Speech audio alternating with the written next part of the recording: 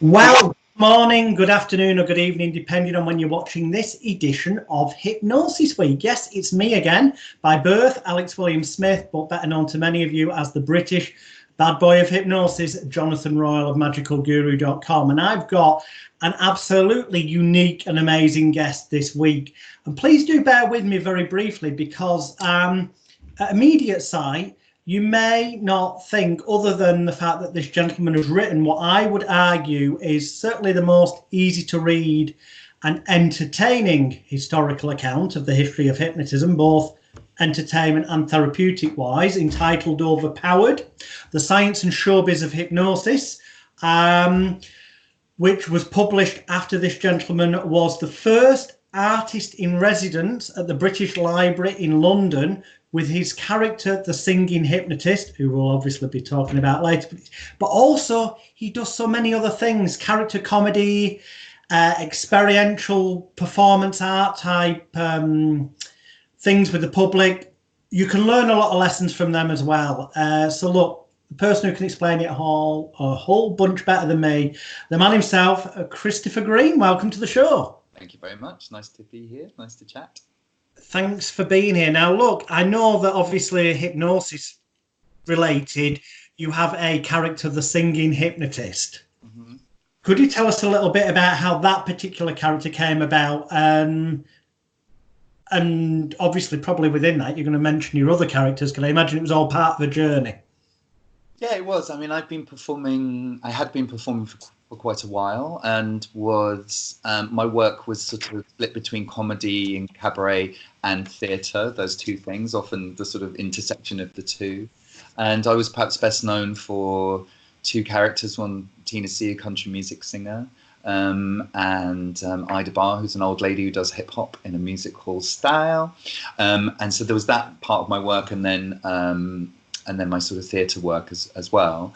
And I went off and kind of got excited about hypnosis for lots of reasons that I talk about in the book, that we can talk about in a minute if you like. And I had studied hypnosis for a while, and then was thinking, well, obviously I should use it in performance. And I started doing quite a traditional hypnosis act. You know, I studied it, and I did this sort of quite cliched hypnotic character, and I performed it quite a bit, and decided and really had to ask myself what I didn't like about it, and sort of put all of that into what ended up being the singing hypnotist.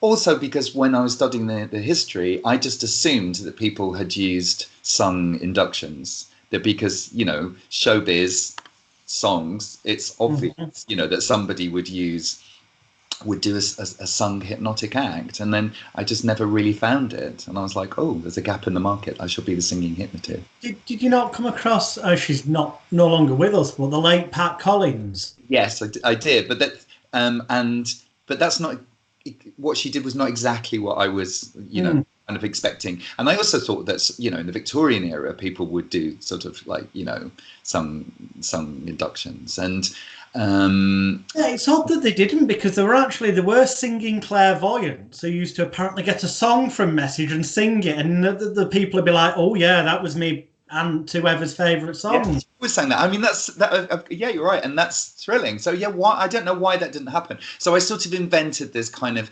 slightly Victorian, slightly contemporary singing hypnotist, and it was very much to try and do a stage hypnotist routine, but it with a different energy and a different style, basically. Here's an interesting one. People are going to shoot me watching this. Yes, I hold my hands up. For 30 years now, I've made a large proportion of my living as a comedy stage hypnotist, whereas on the other side I do the therapy and training and stuff. But yes, I have done 30 odd years of comedy stage hypnosis, but I still stand by what I'm about to say in the context of this question and in general. Even though I go out there and therefore hypocritically take money off people to provide them with that which is advertised, I still genuinely believe, and this is leading to a question, Christopher, that stage hypnosis shows in general are complete and utter shite. There's not really been an original idea in comedy stage hypnosis, except few and far between. And then that leads to a whole bunch of bitchy arguments between stage hypnotists. I devised that. And then you go and see that it was published in Stage Hypnosis by Professor Leonardo in the early, 1900s, before they were ever born. Stage hypnosis, I find, generally speaking, to watch, mind-numbingly boring, because it's just a bunch of attention-seeking idiots with an excuse to make an idiot of themselves on stage, is my opinion. Right. So I love the fact that you did and have done something different with it. What's your view on in general? I'm not going to be drawn into that whole debate, but I would say that for me, I also didn't find it very interesting, and that's when I started doing, the kind of more traditional stage hypnosis act. I didn't really find that very satisfying. And that's why I invented the Singing Hypnotist, and it's a show that I really love. I'm not doing it at the moment just because I'm busy doing lots of other stuff, but I really love that show and I will go back to it. And I think the interesting thing is that the audience take a while to adjust because those tropes of stage hypnotism are so strong that they're a bit like, so you're not going to do that. You're not going to be really high status, and you're not going to sort of like be really cocky and, a bit cheeky and a bit, all those kind of, the showbiz cliches. And the Singing Hypnotist is very gentle and very thoughtful and very reflective, and gives away, the key thing about it, gives away his power really quickly. So he comes out and says, I am the stage hypnotist, I have the power, give me your trust and I will give you, the secrets and and then really quickly he just gives it away and says, actually, I don't do it, you do it. It all happens in your head.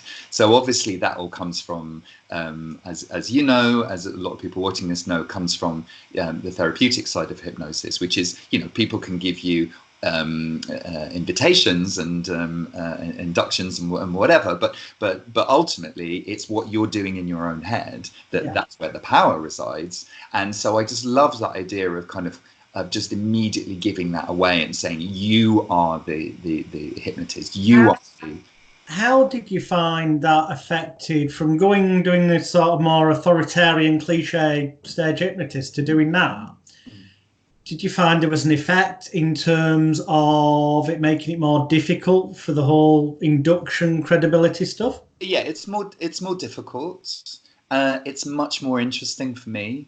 I think I am naturally, I'm not interested in being high status on stage. I can invent characters that are, but I think much richer things happen when you play with that and give away your power. The inductions is a bit more complicated, but then it's a bit more complicated anyway because you're singing it all. So so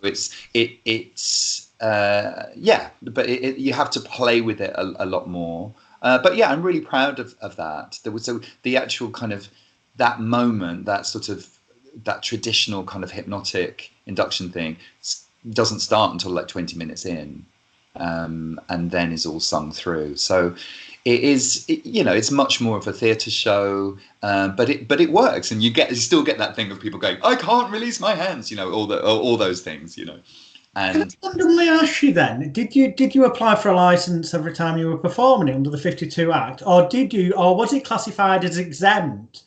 Because arguably, given that it's a character comedy persona and your history of doing those, it could quite legitimately be argued, couldn't it, under the Theatres Act that it would have the exemption? Yes. So what I did was I never said I would play with that. So I would say under the 1952 Stage Hypnosis Act, I'm not allowed to do this. So we're not going to do this. What I'm going to do is I'm going to sing you a song. Nice. So I was very aware of it, and so just rewinding a bit to when I was at the British Library when I was doing my residency, we got into a whole to-do and a hoo-ha about that, because obviously it's a big academic institution, and And yeah, we really had to kind of look into it, and then I was like, hang on a minute. And so I got advice from several people, and they were like, no, what you're doing is not stage hypnosis per se, not according to the definition of the act. So yeah, that was a big part of the creation of it. Excellent. Now, for people who don't know, who are watching, let me tell you, firstly, underneath this video when it goes out will be a link to Christopher's website. And I suggest that you go and have a look, because there are videos of him performing as the singing hypnotist and many of his other characters. And in that relation, we're going to talk about the singing hypnotist a bit more as well. But I just want you to understand a little bit more where Christopher's coming from. He mentioned one of his characters, Tina C., comedy, country and western singer, and in that relation, just listen to these two quotes. Tina C is one of my favorite performers. She's witty, often outrageous and always in tune. I can't wait to see what Christopher Green comes up with next. Sir Ian McKellen, yes, as in the world famous actor. And another one, Christopher Green's Tina C is one of the great comic creations of the age. A genuinely fine country singer, but with a twist of satire and insight, which is rare and to be highly prized. Stephen Fry. Yes, Stephen Fry of QI and Harry Potter films and stuff. That's Stephen Fry. High praise indeed. So, I mean, and they'll see when they look at your website, your background heavily is in... well, I don't know what to say, character acting or character comedy. Where would you put it? It's kind of a fine line. It's yeah. I mean, I've worked on the cabaret comedy circuit, but also on the theatre circuit. So it's sort of, it's somewhere in the middle of all of that. And I think after however long I've been performing for, I kind of now worry a lot less about genre and where I fit into it, and I feel a lot more confident in that there is a unified theme to my work, and I think now it's becoming clear to myself and to everyone else what that is, and so now I don't really worry. I think I do what I do, and people. So what would you say that sort of centralized theme is? I've got a pretty good idea, but in your words. It's about the audience, and my new book, which I'm writing at the moment, is about the audience and about whenever we do anything as theatre makers, as comedians, as cabaret performers, as stage hypnotists, as singers in pubs. Every time we put together a turn, whether it's Shakespeare or the Splits, whenever we do that, we make assumptions about the audience, and I think so. I'm writing about the questions we should really be asking ourselves about the audience, and I think all of my work is about the audience and is about trying to get the audience often to rebel and to say no. And Tina C was many things, but she was a monstrous person in many ways, and often it was about I was just dying for the audience to say no to her. She's like a really high status American who's like just coming in and saying, I'm going to tell you what to think because I'm rich and you're not, so I must know more than you, right? And I was just longing for the audience to go, shut up. And they very rarely did. They just would fall in love with her and go, oh, she's great. So I say all of my work is unified around getting a response from an audience, which should probably be what most people say, most performers would say, but maybe they wouldn't. And you've mentioned, please go ahead. The website and this, flipping heck, I can imagine this would be either amazing or potentially disastrous. Yes. Or mix of both, which I suppose is the same with anything where there's interaction. But one of your performance art projects called The Home, encouraging people, as I read it, to spend 3 days in a care home. Please tell me more about that, because that sounds like that could be a very profound psychological experience for the participants. It could arguably be therapeutic and life-changing and give them a kick up the arse to make the best of life. Yeah, it's Yeah, so that's the project that I did at the tail end of, well, last summer onwards, and I've just been in Japan for 3 weeks because we are producing it over there, doing a Japanese version of it for the Olympics, part of the Cultural Olympiad. So this, yeah, is 48 hours long, create a fictional care home, and the audience come and live there for 3 days, and everything is provided, all your food, your care, your entertainment, everything. And yeah, it's hardcore immersive theatre. So this is why I'm kind of not doing a lot of my solo performance, because I'm concentrating on these big projects now, which is where my heart really lies. And I'm lucky enough to be able to get to make them. And yeah, so it is a big ask for an audience. And I think that's summed up by the fact that when the experience finishes, the first thing that happens is that they have the core group, have an hour with a psychiatrist. They have an hour's group therapy to talk about what's happened and to deal with the issues. So, you know, I take safeguarding very, very seriously. And I think the hypnotherapy training that I did really has influenced my theatre work a lot. You know, that sense of safeguarding, that sense of supervision, that sense of how do therapists look after themselves? How do they check in that they're bringing benefit and not any harm? You know, that kind of thing. So yeah, so the home is a massive piece of work, and very much about getting the audience to respond and to rebel and to take control and get the care that they need. Okay, so yeah, in a metaphoric kind of way, I guess you mean, do you think it like draws their attention towards the one thing a lot of people want to avoid in life, which is thinking about their own mortality? Yes, and well, mortality, but before that, vulnerability. And I think vulnerability is something that we don't like to think about. And so yeah, that's at the heart of this, and that's why in many reasons why we have the care system that we have in this country, because we just don't want to think about it. And so we go, I'm sure it'll be there when I need it. And well, probably not, you know. And that's because, you know, most of us only interact with it when someone we love needs to go into care, and then we're like, oh my god, the system's terrible. So, you know, whereas in Japan, for example, they start preparing when they're about 30. They start thinking about it. So just like, you know, you're encouraged to start a pension when you're 30, people will start thinking, what kind of care do I want? How am I going to pay for it? And, you know, and that blows my mind. I mean, that's so different, isn't it? So, yeah, I mean, that is, because I can see both sides. On the one level being prepared, but on the other, that's almost kind of wishing your life a away. Negative suggestion. Yeah, well, no, I would say it's positive, because you're saying this will be okay, whereas we're just like not thinking about it. We won't take any suggestion. Well, we take a lot of negative suggestion from the media. We're constantly, you know, getting negative messages, negative suggestions that it's going to be terrible.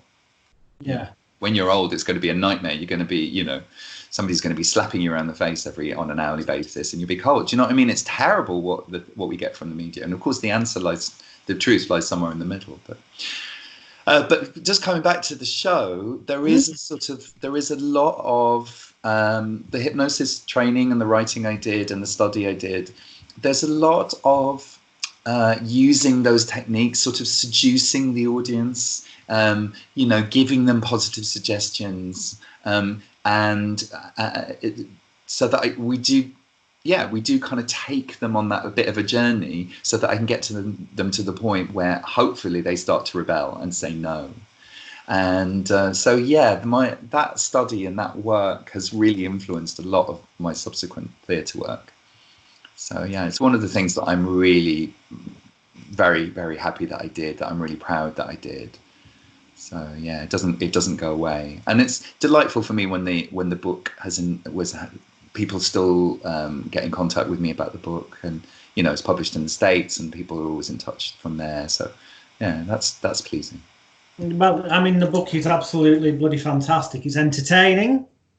It's visually very easy to read. By that I mean, there's loads of great images, historical images in there that to bring to life the words on the page, and it's without a doubt the most entertaining history book on hypnosis, suggestion, call it what you will, that I've ever read. Oh. Well, it was so published by the British Library. I think it's fair to say they didn't really know what they had, and you know, the British Library publish, you know, reissues of a lot of things that have fallen out of print, and they're very, very good at that. I think they were a little bit like, we don't really know who's going to buy this book, but you know, so it's there, it plods along, people buy it, which is nice. So please go and buy it. But yes, what an honour really to have the whole of the British Library archive to go through, and to all of that stuff. So I mean, I talk about it a lot, but in the book, but there are lots of little pamphlets, you know, that hypnotists would write and self-publish and sell after their shows, which sounds very familiar, doesn't it? You know, we're talking about, you know, in the Victorian period, the Edwardian period, and these little pamphlets are there in the British Library, and you absolutely get the feeling that nobody's opened these for 70 years. So they come from the depths of the, you know, of the archive, and there's something really exciting about that, and the fact that they weren't really made to last in a way. They were product, they were merch, you know, they were merch after a gig, and they have lasted and they have survived, and there's something thrilling about that, and they've got great illustrations. So yeah, all of that was very exciting. What I find funny, because I have bought over the years, you know, books on mesmerism, suggestive therapeutics, as it also used to be called, and pamphlets and stuff. And it's amazing if people actually bother to look into the old stuff, how, other than people repackaging stuff with different names so they can justify charging for courses, the truth is there's not really anything new. No, it's all in those books from the 1800s, the pamphlets, it's there. Yeah, absolutely. And I talk about that in the book towards the end, where I'm like saying, really nothing's changed for a very long time. And both, you know, really in therapy and in the showbiz. And I think soon it will. And I hope it will. And maybe we'll just call it by a new name. But you know, I really hope that there's a new generation come through and take those techniques and don't get bound up and hysterical about the 1952 Stage Hypnotism Act, and just like go, I'm going to use these techniques and I'm going to rebrand it and I'm going to do this, and people will respond, and audiences will be like, we don't know what we're doing, we don't know why we feel this, and I don't know, maybe it'll be like collective euphoria, or you know, I don't know, like rave culture in 1990 or something. I don't know what it will be, because obviously I haven't managed to reinvent it to that degree. But I think soon there will be, or there should be a change. It's ripe for changing. And just like, you know, it went from being mesmerism to hypnotism because somebody decided, let's call it a different thing. Let's rework it. Let's change the technique slightly and rebrand it. Then I think it's ripe for reinvention, and that's really exciting. Just one. It would be good if it did. I don't know. When you look at the history, the fact that it hasn't changed in so long, it's kind of. Whereas I really don't know. What I do know is that its heyday as such was kind of music hall era, which is something that I noticed from one of the characters you do, Master Fred Barnes, and so you seem to be kind of quite enamoured by the music hall era. Yeah, so I'm a bit of an expert on the music hall, and actually, oh gosh, 3 years ago now, I curated an exhibition at the British Library on 19th century popular entertainment that was called There Will Be Fun, and so yeah, I absolutely love the music hall. I think there's so many similarities with popular entertainment now, and there's so much to learn, and I think so many people just know the cliches about the music hall. You know, they might have heard of Mary Lloyd, maybe, you know, they will there's very, very few things, and it's such a shame because there are people that alive that remember the tail end, as music hall was becoming Variety. Well, they really remember Variety, but we should really celebrate those memories before those people are gone.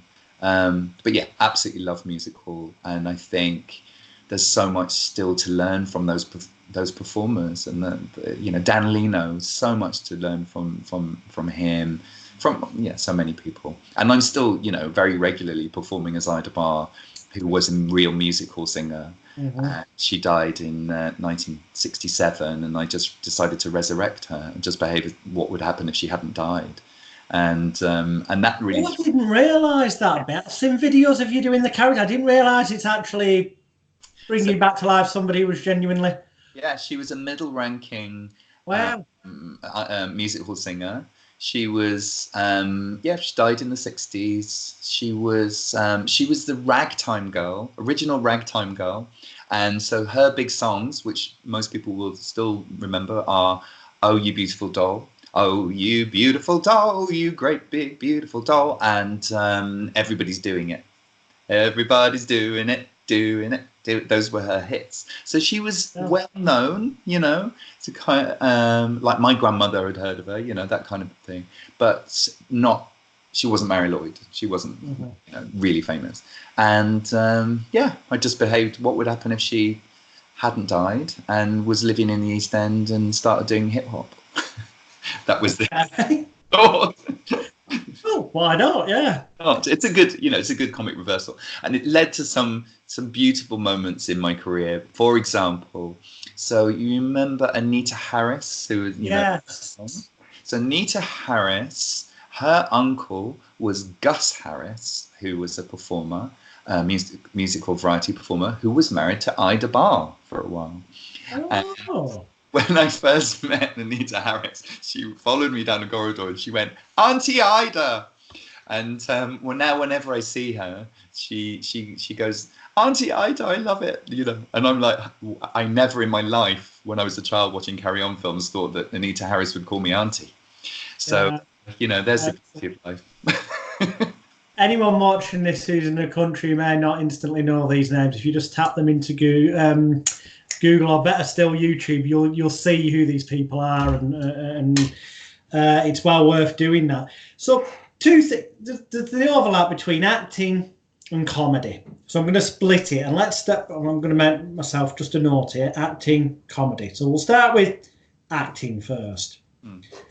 Acting, and I'm going to throw in an example for people at home. There's a mode of acting called I can never say it. Stravinsky's method acting, where the tag is "don't act, be," and the idea is that you actually kind of almost anchor, as you therapists would know, different emotions of stuff that's genuinely happened to you in life, so that when you're learning the script, you mark out what emotion the character's supposed to have, or their motivation, lovey darling, and you then anchor a real, genuine emotion that you felt that's relevant for that to learning the script, so that when you are acting it, it's arguable that you're not acting, you're being in that state, as NLP might call it. You've anchored a state.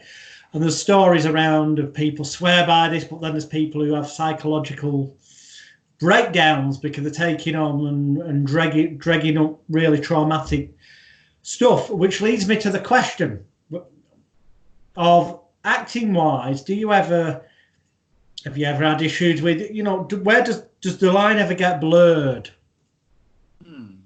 I think I think my big breakthrough, and the reason why I loved hypnosis so much and went so deep in my study of hypnosis, was the thing that I talk about in the book a lot, which is just that invitation to say, how would it be if that hypnosis was just a kind of somebody saying to you, how would it be if you weren't afraid of dogs? How would it be if you were happy about this? How would it be if you could make a speech in public? And that very simple kind of distillation of what it seemed to me, and many people might not agree, but what it seemed to me hypnosis was about seemed really powerful to me. And then I realized that actually I think I've always done that in terms of performance. So I've always just gone, how would it be if I was a very successful female country music singer?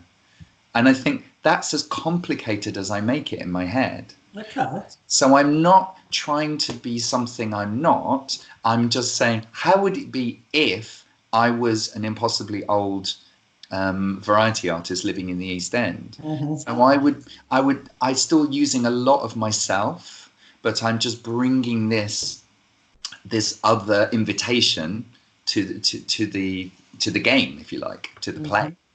And that seems to really challenge a lot of acting experts, or theatre directors or whatever. But that's how I perform. That's how I direct, which I do a lot now. I get actors to create characters and bring themselves to the scripts that I've written.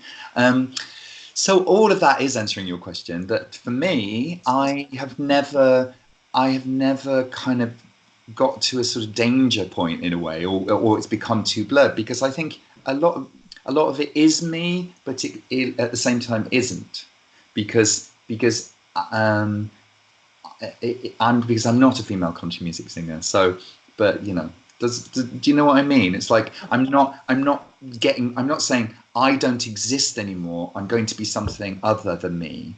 I'm just bringing myself to that invitation. And I don't know, it worked for me. But that is why I got so excited about hypnosis, I think, because I was like, oh, I know how to do this. I can help other people do it. When I've done hypnotherapy with people, they go, oh, you make it really simple. And I go, yeah, just pretend that you're not afraid of dogs.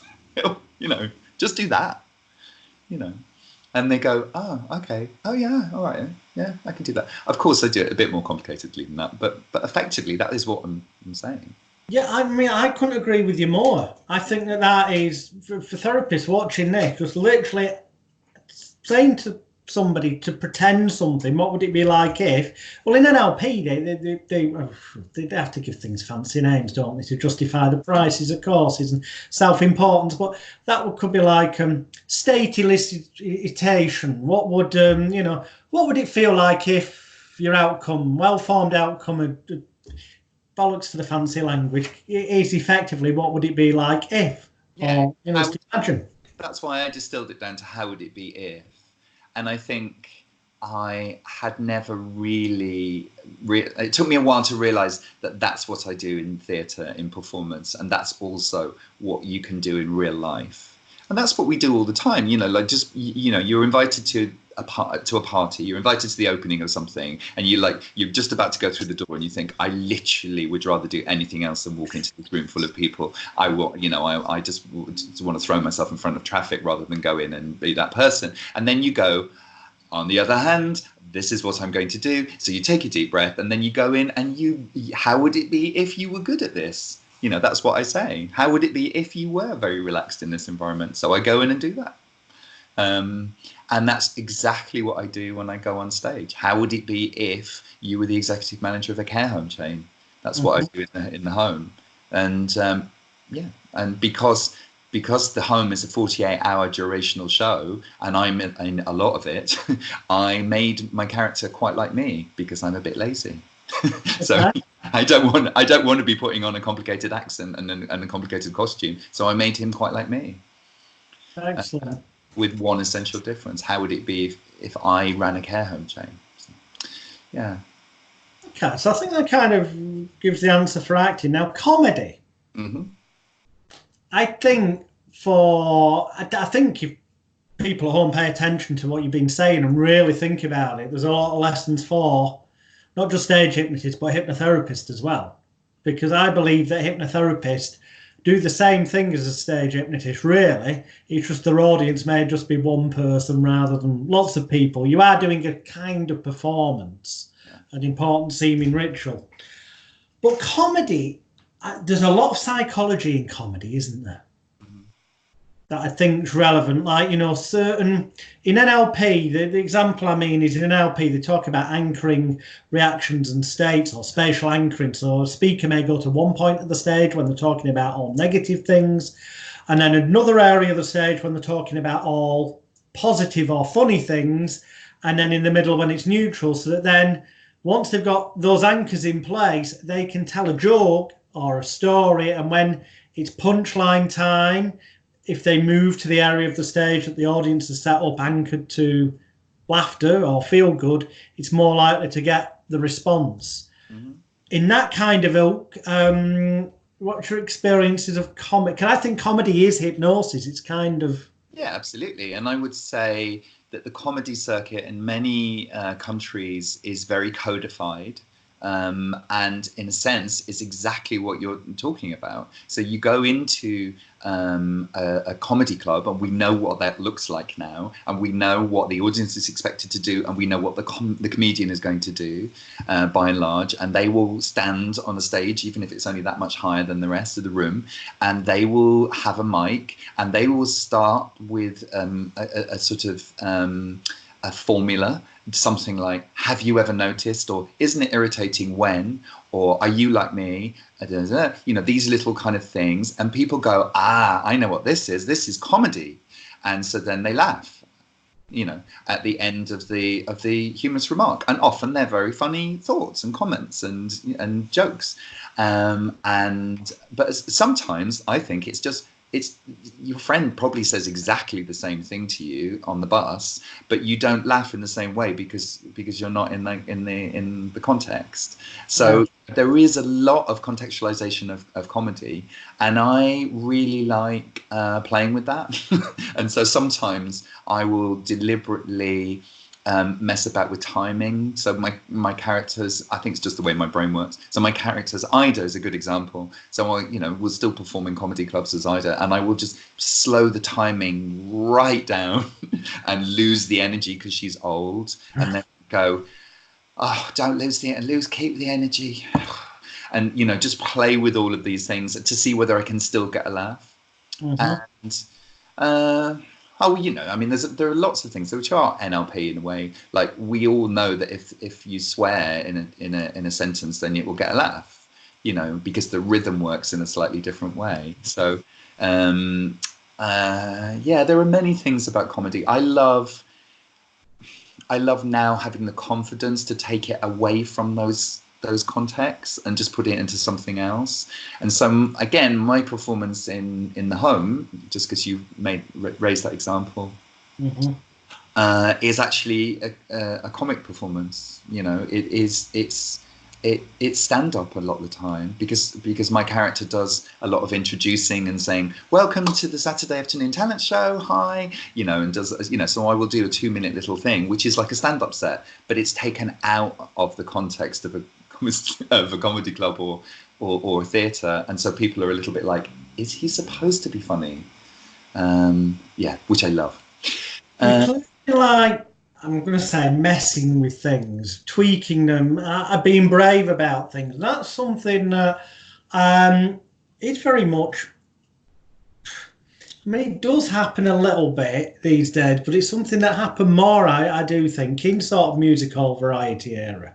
Example I'll throw out, only because it's something I can relate to, because my dad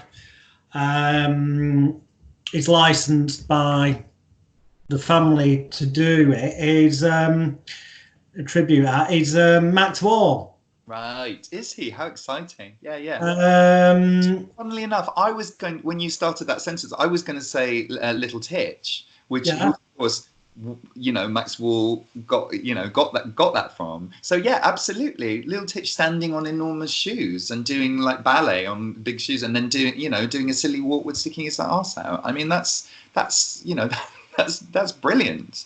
And pushing it was ridiculous for the time. And one thing Max especially did was most of his gags weren't funny.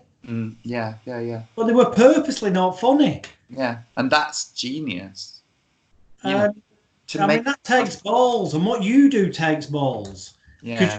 To go outside the accepted rules, and I think that's a lesson that people watching can learn from. That just because it's always been done a certain way doesn't necessarily mean it always has to be.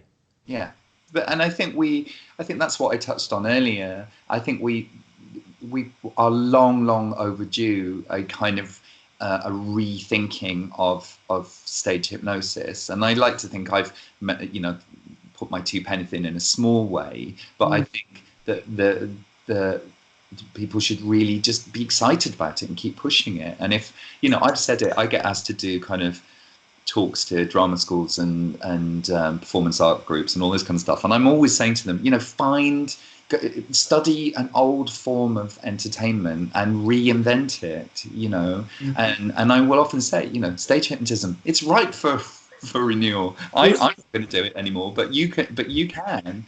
And I think, I love it. There's no reason why there shouldn't be a kind of something that we currently call hypnosis on Netflix, except it won't look like a stage hypnosis act. It will be something else. You see, I don't even know what that is, but but somebody will work it out. Is it possible it's already happened, and because we don't recognise it? I know that's the...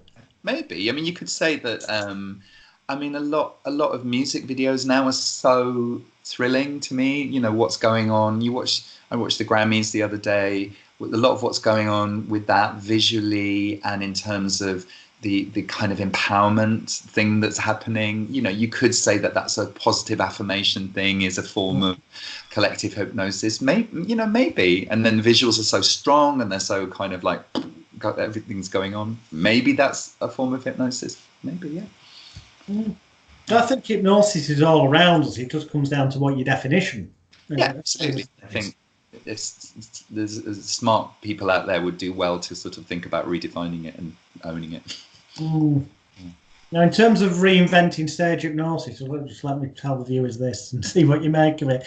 In the sort of mid-90s, somebody came to me, a comedy DJ, who I knew, and he played music in the Yates's wine bar circuit in the northwest of England, and then he had this comedy game show that he called the Golden Wheel of Destiny, which interestingly bears an amazing resemblance to Vic Reeves and Bob Mortimer's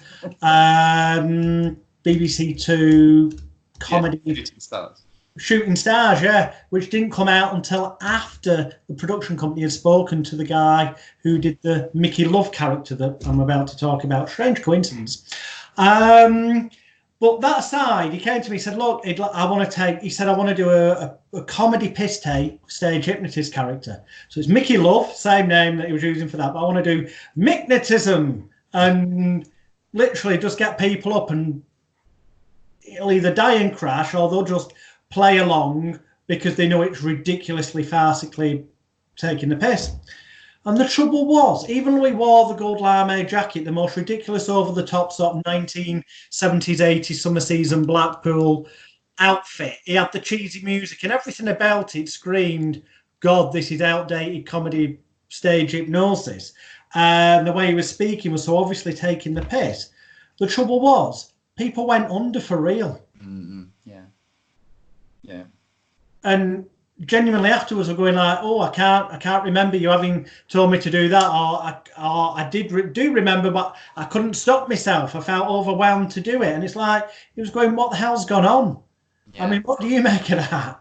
Well, that's very much my experience of my first outing as a stage hypnotist, where I was really, absolutely doing, I had to change, my name, Baz Vegas, I had to change the name because I had to change the name for legal reasons. I don't know what the fuss was about. The kiddie didn't die. So here we go. So it was that kind of routine. And like I say, I wasn't interested in being that high status prat. Idiot, really, but yeah, it would work. It just worked, and so I would get people to do really stupid, demeaning things because I thought they would tell me to get lost, but they didn't. They just did the stupid, demeaning things. So I had to kind of, after a few outings of that, I had to just throw it all out because I was like, this is not what I want to do. And I certainly, because they were doing the stupid stuff. They were doing these sort of like, do a Mooney, they were doing all that. And I'm like, okay, I'm not really, this is not where I thought my career would be going. Excellent. But I will say that, you know, again, that relates a lot to my kind of more, you know, innovative theatrical work. So the piece that got me a lot of attention a couple of years ago is about a self-help group for people who are porn addicts. Prurians. Yes. And so Prurians was in London and in New York, and we so you go to a self-help group and it's all very stripped down, and you don't know who's an actor and who's just a fellow audience member, and everyone's sharing, and and I'm the group leader, and you know, again, there's got to be lots of safeguarding. Lots of things happen. So did you actually end up with people who are porn addicts there? Yes, and lots of people sharing and oversharing. And okay. that's really interesting. And yet they had to understand the context that they were doing it in. So what was my point? My point is that, you know, you can encourage people to do something. And I think I used the same skills that I did for Baz Vegas to get people to do Mooney. I used the same skills to do in Prurians to get people to share, but I owned it much more. And there was a purpose, and I understood what I was asking them to do. Do you think that with Prurians, because deep down they would know that it wasn't a genuine group self-help session, that potentially that made them feel safer about sharing? Because some people have this mental block about, if I went to a real therapist, then I'm admitting that I've got an issue. Absolutely. And so again, it does relate to hypnosis, like exactly as you were saying. People report, don't they? We've all experienced it. People report, oh, I don't know what I was doing. You know, I kind of didn't want to do it, but then I felt that I ought to, and you know, all those kind of things that people report. And this exactly the same thing. And I think the theatrical context is exactly the same as the hypnotic context, and it just provides, a safe space in which to play. And that's, people came out and went, wow, I never thought I'd do that, but you know. And so they did, and of course the piece, well, I say of course, but the piece was not really about pornography addiction. It was about therapy. It was about asking for help. Where are safe places to ask for help, and all of that. So it was a much wider point than just porn addiction. But people did come. People did explore things. People, interestingly, came and acted, and they would come back. We had lots of repeat visitors, of people coming back and role playing. So you know, all of that is. Just like people go back to hypnosis shows, don't they? And then be the first to volunteer and like, I'll do it, you know. So it was, there are lots of crossovers. Yeah, but for some people watching, no doubt thinking, some of this sounds a bit batshit crazy. Let me tell you, you know, until the end of 2018, I frankly would have been of the camp saying this sounds really batshit crazy. What sort of... my eyes were open to the overlaps between hypnosis and performance art and all this, when a Swedish artist, Andreas Sigurdsson, performance artist, contacted me and said he wanted a hypnotist, English-speaking hypnotist, to take part in this project called Television Without Frontiers, which we filmed it. It's I'm looking at the poster on my wall. What's the tagline? Television Without Frontiers, a documentary performance in TV format. It's apparently 4.5-hour episodes of a TV show, but that's exploring this Eurocon, Television Without Frontiers directive that was supposed to make a worldwide TV station with interpreters and during the filming of this, he was trying to put it together. He was told you've more chance of making a turtle fly than getting that off the ground. So next thing you know, there's a giant inflatable turtle being inflated during each of these episodes till at the end, it's floating with helium around the TV studio. Well, after I've just hypnotized people to be aliens, to talk and then interpret each other, and it gets so batshit crazy. In that regards, go on magicalguru.com, click on Television Without Frontiers, explains it all. That while I was doing it, I thought, what the fucking hell have I got myself involved in here? But I'm here now, and they've already paid me, so I've got to do this. But by the end of the few days, I left there still none the wiser because it was filmed out of order. It was filmed on the day. So like a scene where a live goat, a rooster and a rooster, a goat and a hen, I think, were invaded in the studio for no apparent logical reason at the time, because it was filmed out of order. When I finally saw the artist's vision at the end, edited together in the right order, it actually made sense in a weird way. And I could see that actually there were relations to everyday life, people not understanding each other, having to try and find common ground and stuff. And that's when I started to look at other things more, and think, some stuff isn't as batshit crazy as it might first look or sound. There are underlying psychological principles there, like what you've been sharing with people. Yeah, good. I mean, I think we've got a lot to learn from different disciplines, obviously, and I'm really glad for my little detour, or quite extensive detour, into the world of hypnosis. And I think it gave me a lot. I think there were reasons, as you said, there were reasons why I was attracted to it, even if I didn't really understand them at the time. Yeah. But also, as I say in Overpowered, a lot of it was personal. A lot of it was sort of, me sorting my head out a bit, and those were very important. Those were very useful techniques for me, and I still use them in my own life. Incidentally, viewers, Chris does explain in the book. So there are, although there's a history of hypnosis, interspersed every now and again, there is insights into techniques and things you can use. Yeah, definitely, and mainly on yourself, really. So yeah, I'm very happy I went into that world, and then I think it was important for me to come out of that world again, and then expand it into other parts of my work and my interests, and I would really encourage people to do that. And so for people with a casual interest in hypnosis, you can use it in whatever way you want. You can bring it to your practice as a in whatever, as a doctor or as a clown or whatever, and you don't have to. This is obvious, really, but you don't have to stay in that world. You don't have to practice as a hypnotherapist in the conventional way, or as a stage hypnotist in the conventional way. I think it's very applicable to lots of parts of life. Sure. Which just sort of jumped into my head then. With hypnosis, there's verbal suggestion and non-verbal, and with comedy, there's verbal or situation, but then there's the whole genre of mime and silent comedy. Is that something you've ever played around with? Not really, because I'm primarily, which is something we haven't mentioned really, but although it's obvious with the singing hypnotist, I'm primarily a musician. I think of myself as a musician and a singer. Right. So a lot of my acts are just excuses to sing and to write songs. So not really, although I am very, very interested in silence and in action.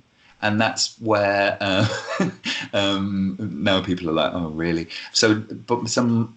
My current show that I'm working on at the moment, which starts in a couple of weeks, is really about what happens when you do nothing, and what happens when you don't fulfill the contract, and there's lots of silence. And I did another one-man show, the Fred Barnes show that you mentioned, and that was in 2018, and there was a whole sequence in there where every night I would just kind of manipulate the audience into saying, well, if this is true, then this is true, then this is true, then really the only thing we can do is sit and wait for 20 minutes in silence. And so we would sit and wait in silence, and I am, that's when I started to realize how hardcore I am as a performer, because I can sit and sit and with 250 people and say, we are going to be silent because we've decided that's what we're going to do. And it didn't always last for the full 20 minutes, but a couple of times it did. And this new show is even more kind of deconstructed than that. So I'm interested in silence. I'm interested, and this is a brave thing for an entertainer to say, I'm interested in boredom. I think boredom is a very rich state, and I think in the modern world we're not bored enough, because we just immediately get our phones and start arsing about and, you know, distract ourselves. Yeah. And so, you know, great things happen when you're mildly bored. I think children aren't bored enough, and that's a worry, you know. So I'm interested in that, and that's what the new shows are going to be about. So that's not mime, but to answer your question, yeah, I'm interested in those non-verbal things, those moments of where the pace changes, those moments where you you play with silence, but essentially, and again, this is hypnosis, that you've got to be strong enough to own that, and you've got to signal with every fiber of your being that you know what you're doing. Do you know what I mean? Yeah. You know, like as a hypnotist, as a therapist, or as a performer, you have to say, yeah, I know what I'm doing, I've got this, so right now I know better than you, so follow my suggestions. And I think as the performer doing that, the kind of show I'm talking about, you have to sort of signal with all of your body and your confidence and your demeanor that you know what you're doing, and you've got this. Excellent. Now, if we're getting very close to the hour having disappeared, so we might run over ever so slightly, because it leads me to one final question, and that is, you wonderfully segued into the fact that you're a musician, okay? And it's stunningly, it's strange if you look over the history of stage hypnotists. There is a large number of them, certainly sort of since the 50s, who prior to becoming stage hypnotists were either DJs or musicians. That could be purely coincidental, but I don't think it is. I think it's because hypnotic induction, done well, it doesn't have to be, but if you're playing with people's expectations, has rhythm and cadence, ups and downs. There's a stereotypical, the deep you go, the better. All these things can play with belief systems. And I think, music and hypnosis, I think, are very aligned. Because obviously music can trigger off happy memories, sad memories. And do you think that's your musical background perhaps also is what led you into hypnosis, the crossovers? I think for exactly those reasons that you say, I think it was very logical to me, because I'm interested in therapy and I'm interested in music. I think it was logical that I'd end up in hypnosis. And that's why, going back on what we said earlier, it was a real surprise to me that there was no straightforward singing hypnotist, you know, that hadn't been done quite in that way. But yes, I think it is, and I think if there's one thing I would say to people interested in hypnosis, whatever their practice is, therapeutic or stage or whatever, it's to not be ashamed of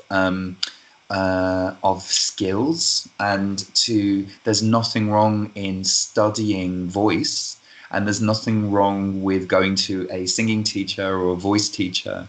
So if you're going to do it and do it well, then you shouldn't be ashamed of saying, now I am the hypnotist and I'm going to use my voice in a very particular way. There's no shame in doing that well, you know. And I've met people and I'm like, wow, okay, you really sort of like hog the mic, and they're like, oh yeah, because my voice is really my voice doesn't work very well, or I don't know how to use my voice properly. It's like, go and have 4 lessons. You know, why wouldn't you do that? And as a hypnotherapist, why wouldn't you do that? Learn how to use your tool. You don't have to be an RSC actor to want to use your voice in a musical or a skillful way. I could not agree with that advice more. And seriously, even if you're a hypnotherapist, I believe that's relevant, not just for stage hypnotists. Now, as many viewers will know, I have a background in doing stage magic as well when I was young. And Robert Houdin he's famously said that magicians are merely actors playing the part of a magician. And I believe that hypnotists, and it doesn't matter whether it's a stage hypnotist or hypnotherapist, I believe that hypnotist, stage or therapy are, if you're doing it well, merely arguably merely actors playing the part of what the client or audience expectations are. Performance is all about expectation. And I would say even more profound than that, if you're looking to, in a very real sense, if you're looking to make a difference in someone's life, either through therapy or through performance, all you're really doing is inviting the client or the audience to play the part of someone who's been helped, and then they are that. This is what we do in life. That's not fraudulent. Which, like saying, how would it be if you were just more relaxed about speaking in public, and then they go, oh yeah, I'll pretend to be that person. And then you are, we all pretend, we all trick ourselves, and that is not fraudulent. That is at the heart of human experience, how we interact and how we present ourselves, the stories we tell ourselves. I'm going to decide to be a happy person today. That's a decision we make. So, yeah.